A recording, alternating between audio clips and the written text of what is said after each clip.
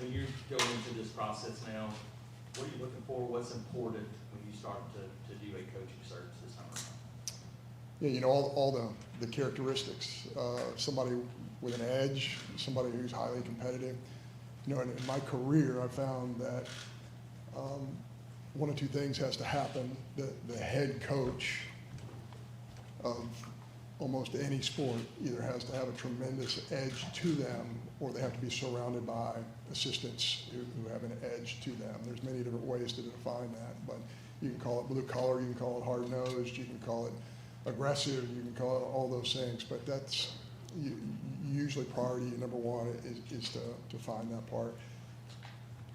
Then intelligence, strategic, forward thinking, I mean, all those things matter. And at this level of college football, you're obviously going to have somebody who has a track record in all of these areas, and you're going to look into that track record with the utmost seriousness. And you're looking for somebody who can lead a building, lead a staff, lead 18 to 22, 23, 24-year-olds into battle to compete in the best league in the country.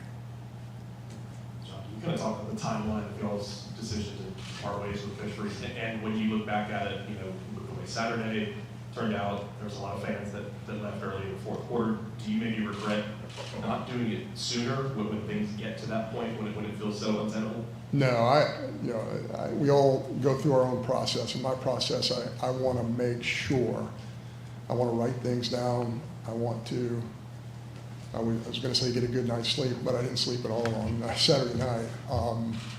But I want to be able to process everything that happens, because the last thing in a leadership role that you ever want to do is have a knee-jerk reaction to anything. I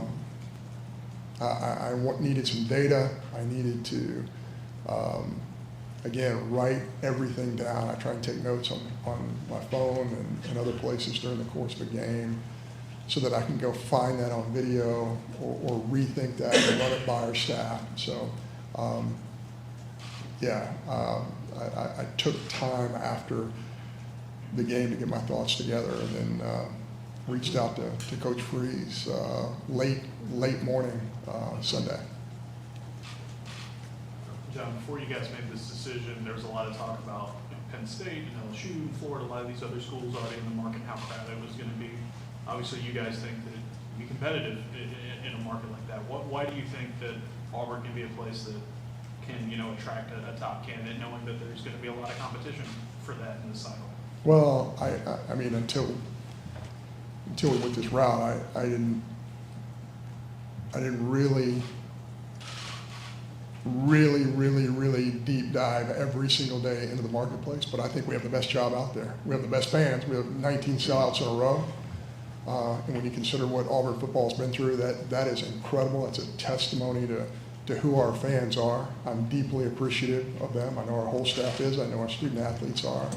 I know our entire administration are deeply indebted to our fans who have been patient.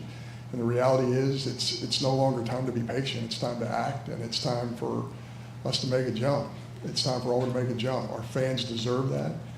And I want that to happen as quickly as possible. I have not said this, but I do want to say this. This is something I told the players on Sunday when I met with them.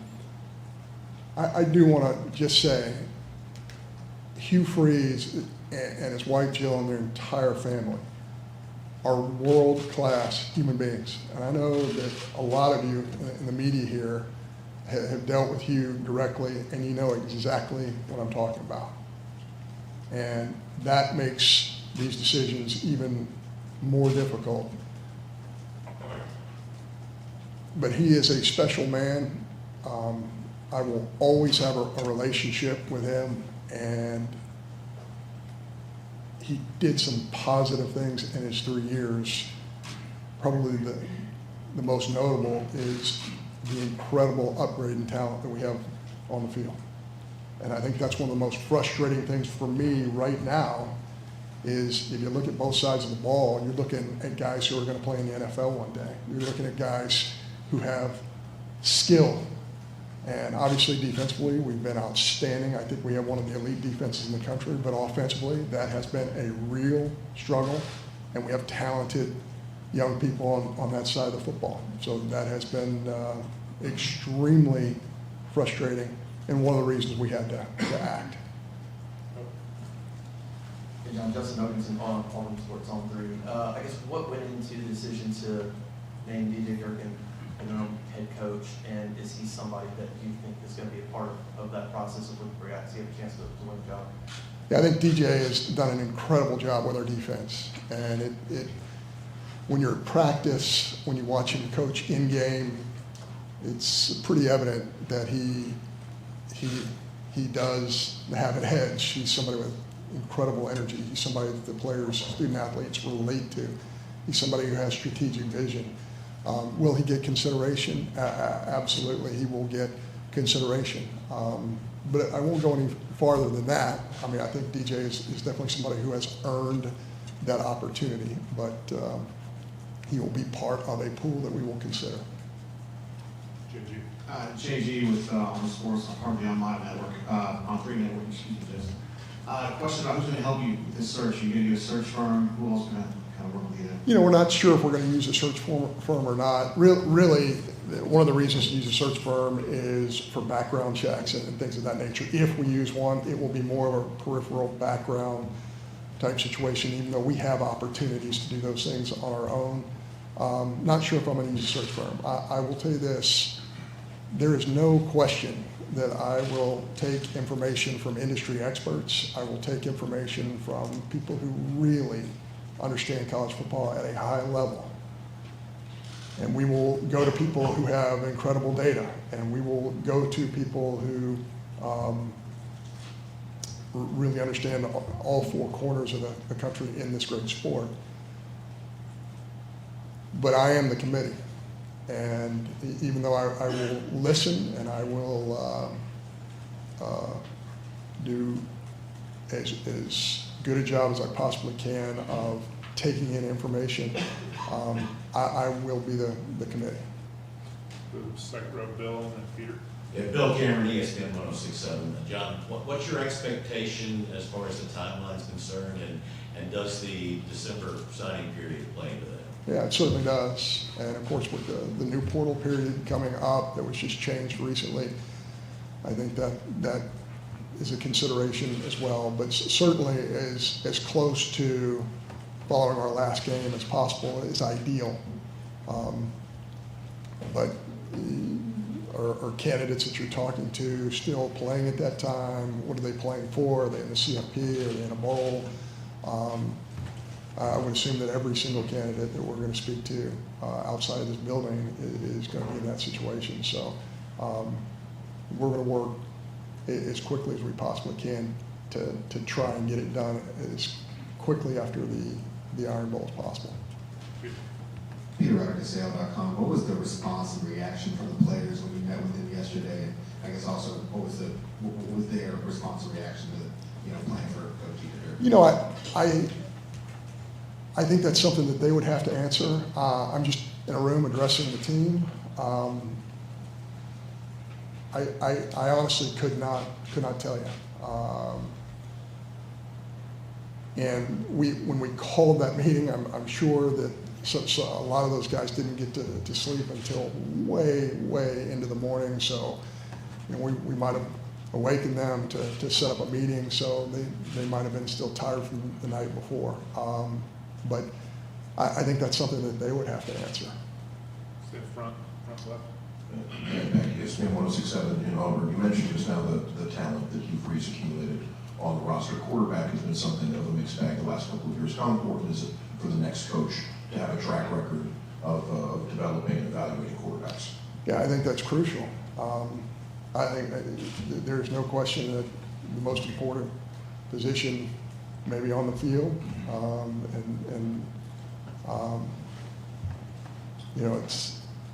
it's critically important. I hesitate to make an examination of our quarterbacks because I don't think that's fair from where I sit. I do know this. I know that all of them have given tremendous effort.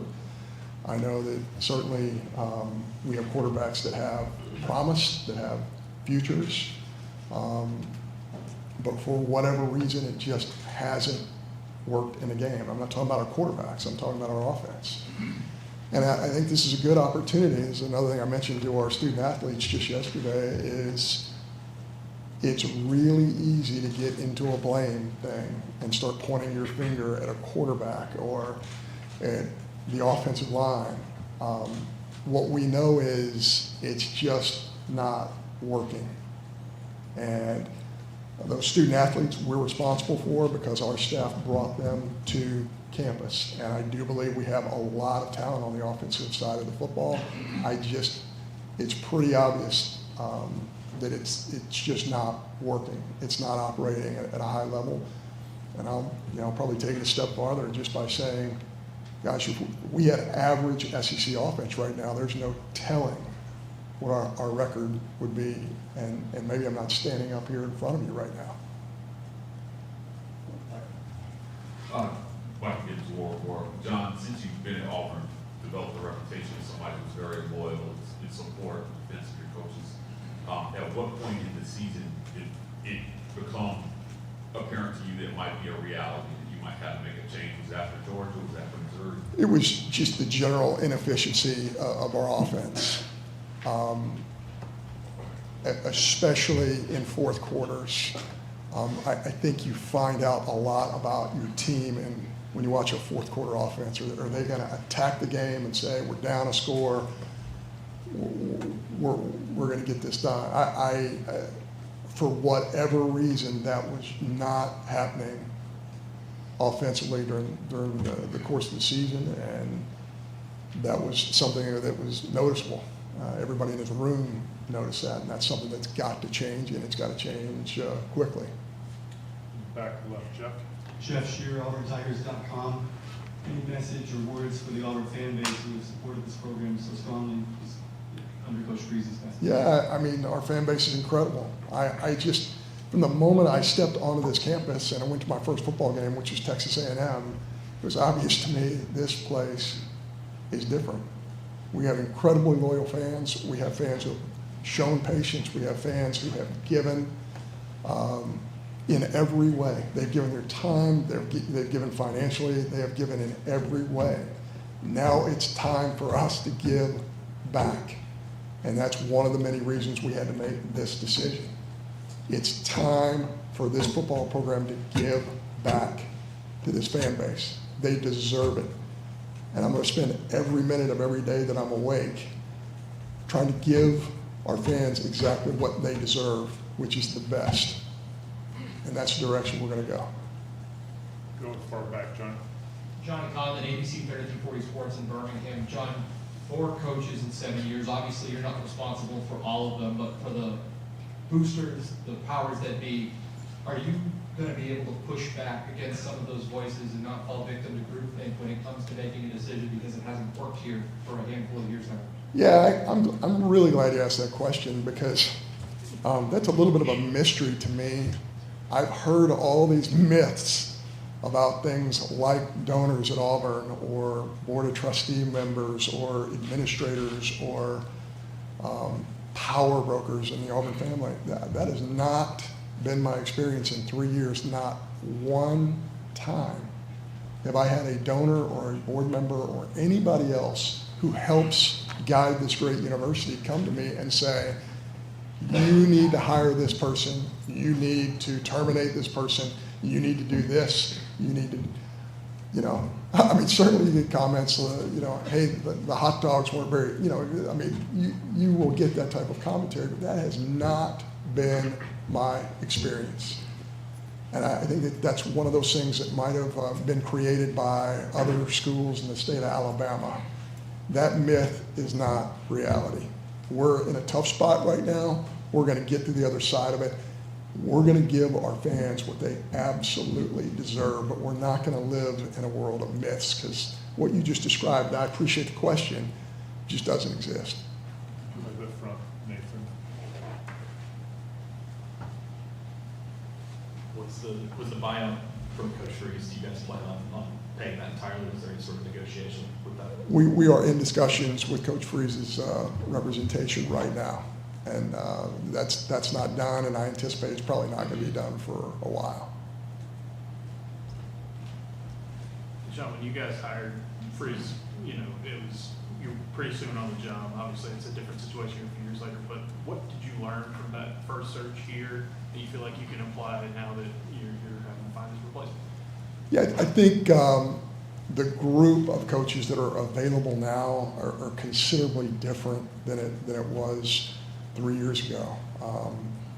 But yeah, you're constantly, anytime you're talking to industry experts and listening to their opinion and kind of sifting through fact versus fiction, you continue to learn. So I feel like I'm always learning. I feel like every time I'm in our locker room, football game, I'm learning. But there is great knowledge out there. I certainly know that John Cohen doesn't have all the answers. And I know that I need information, and there are sources to go out and get that information, and we will pursue that. With Jeff and Jason.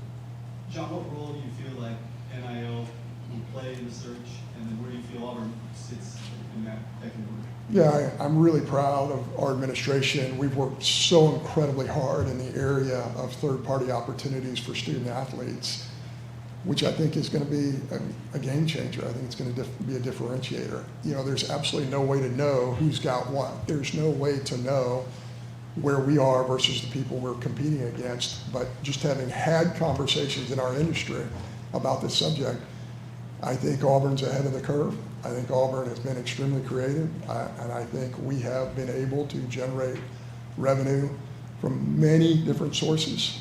And it's something that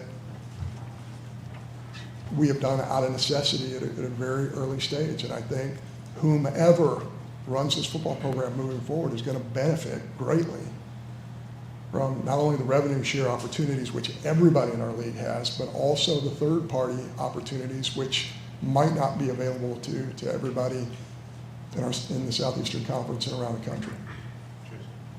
John, you talked about kind of what you're looking for. How do you gauge and judge, I guess, the CEO part of things because of this changing world that the coaches live in now, and whether that guy's a play caller? How you see that as a difficult thing to do now for a head coach? Yeah, Jason, I think that's one of the things that the evolutionary process of the coaching profession in Power 4 football is how many schools around the country had a GM 3 years ago when we went through this search.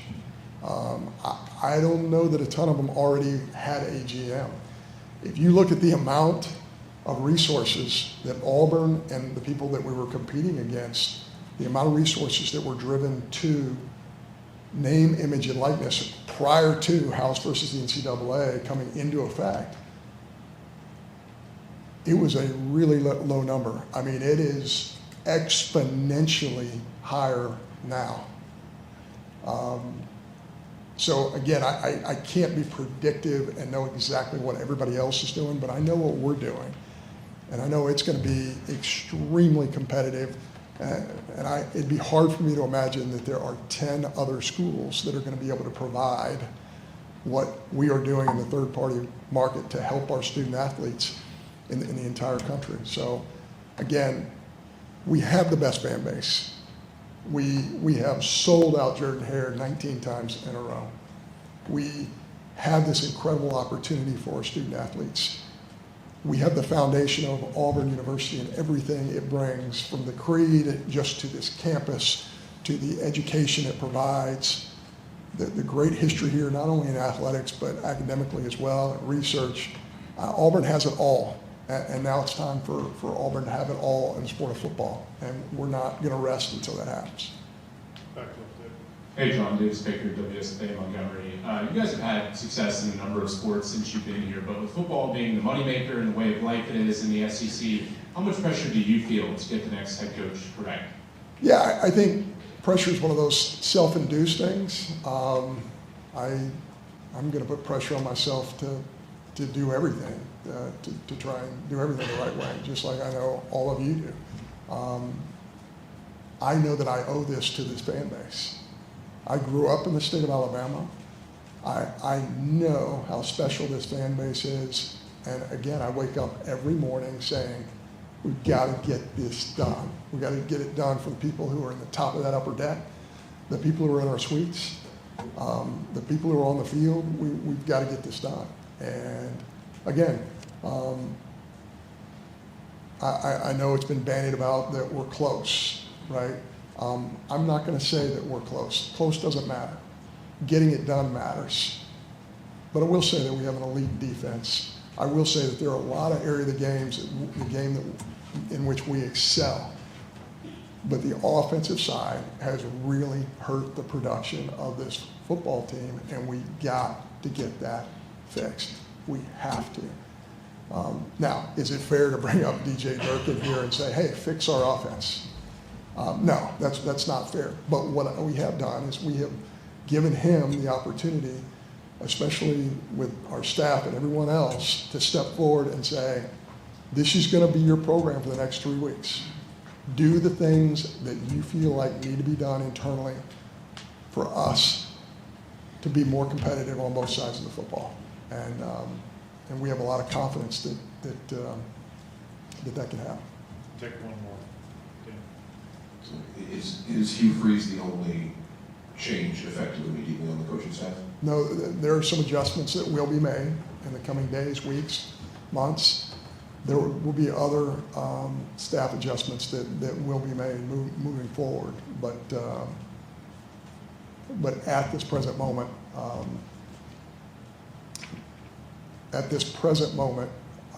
believe there have been a couple of staff moves made, but there will be more coming. John, thank you for your time. Yes, sir. Thank you, Thank John. you.